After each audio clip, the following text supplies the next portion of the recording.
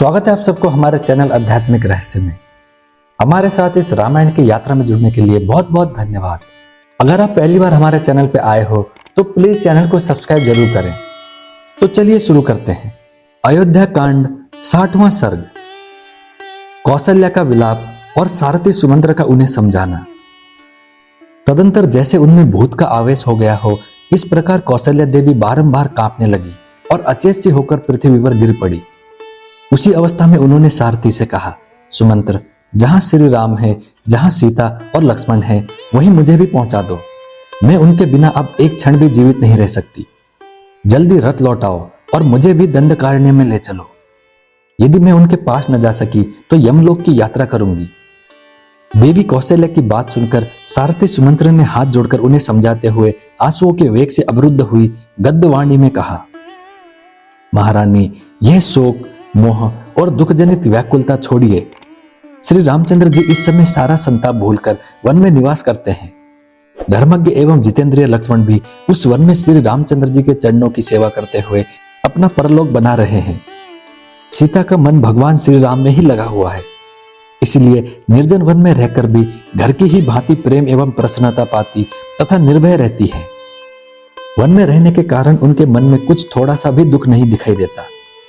मुझे तो ऐसा प्रतीत होता है मानो विदेह राजकुमारी सीता को परदेश में रहने का पहले से ही अभ्यास हो।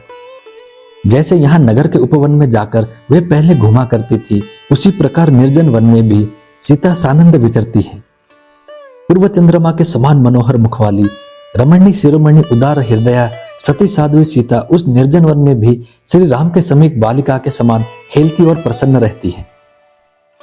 उनका हृदय श्री राम में ही लगा हुआ है।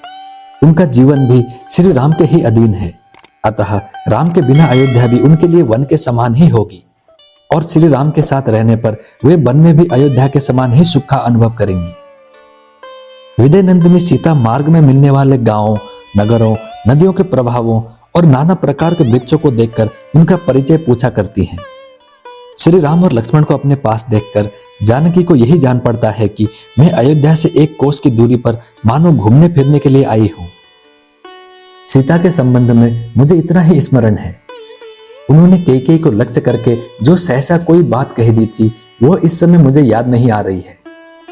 इस प्रकार भूल से निकली हुई कैकेयी विषयक उस बात को पलटकर सारथी सुमंत्र ने देवी कौशल्या के हृदय को आनंद प्रदान करने वाला मधुर वचन कहा। मार्ग में चलने की थकावट, वायु के वेग, भयदायक वस्तुओं को देखने के कारण होने वाली घबराहट तथा धूप से विदेह राजकुमारी की चंद्र किरणों के समान कमनीय कांति उनसे दूर नहीं होती है।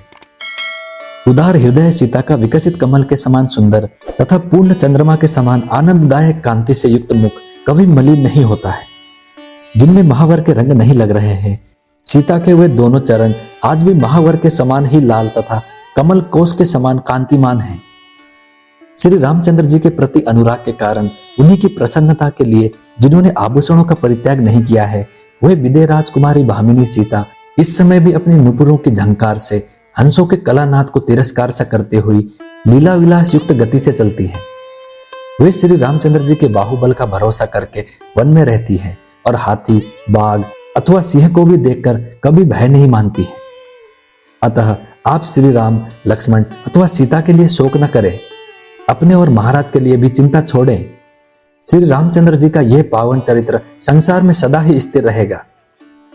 वे तीनों ही शोक छोड़कर प्रसन्न चित्त हो महर्षियों के मार्ग पर दृढ़ता पूर्वक स्थित हैं और वन में रहकर फल मूल का भोजन करते हुए पिता की उत्तम प्रतिज्ञा का पालन कर रहे हैं।